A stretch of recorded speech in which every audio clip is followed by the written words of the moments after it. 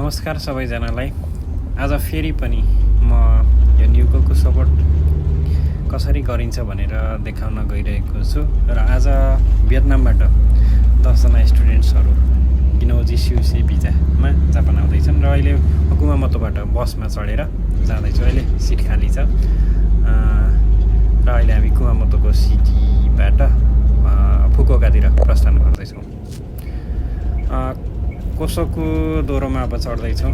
सितामिजीबाट कोसोको दोरोमा कुमामोतो इन्टाबाट छिरियो र भर्खरै घाम उदाउँदैछ।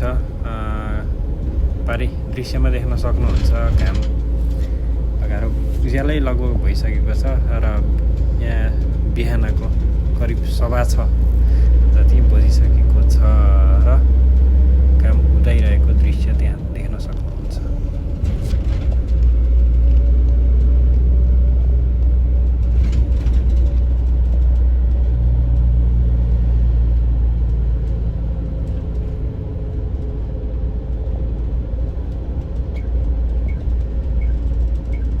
यहाँबाट हामी अब हाइवेमा छिरेर फुकुओकातर्फ प्रस्थान गर्दैछौँ। ट्याक्क अब गेट खोल्यो। अब लाग्यो दायाँपट्टि मियाजाकी पर्छ र बायाँपट्टि फुकुओका र फुकुओकातिर हामी जाँदैछौँ।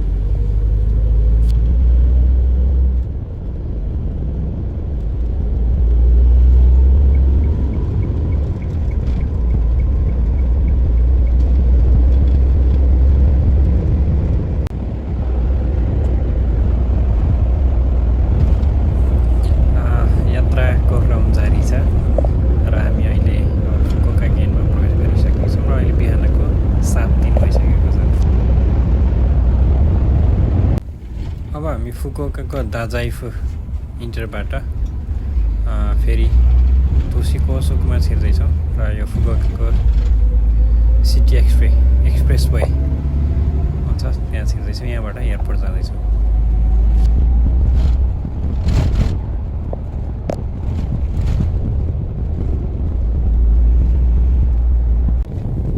अहिले तपाईँ जुन दृश्य देख्दै हुनुहुन्छ त्यो चाहिँ एयरपोर्ट परिसरको दृश्य हो। अब हामी फुकुओका इन्टरनेसनल एयरपोर्टको नजिकै आइपुगेका छौँ।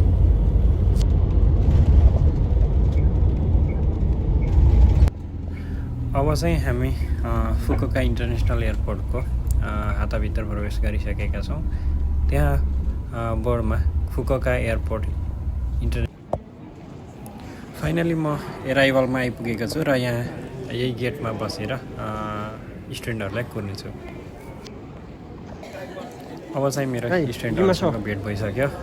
फोटो खिच्ने कार्यक्रम सकेर अब बिस्तारै बसमा जाउँ भनेर लिएर हिँड्न लाग्यो। मैले पनि वेलकम गरिसकेँ र फुकुओकाले पनि वेलकम गर्दैछ र यसरी लाइन लाएर बगाबर 10जना स्टुडेन्टहरू भियतनामबाट जापानमा प्रवेश गरिसकेका छन्। यहाँ चाहिँ अब उनीहरूले ल्याएको लगेजहरू लोड गर्ने कार्यक्रम भइरहेको छ। सबैजनाको सामान लोड गरेर अब बस चढ्दैछ र बसमा एकदम हर्षित मुद्रामा एकदमै खुसी देखिन्छन् र कोही चाहिँ अलिकति निद्रा लागिरहेको देखिन्छ। सबैजनाको सामान लोड गरिसकेपछि अब कुमामोतो जानको लागि फुकुओका इन्टरनेसनल एयरपोर्टलाई बाई बाई गर्दै एयरपोर्टबाट बाहिरिँदैछौँ।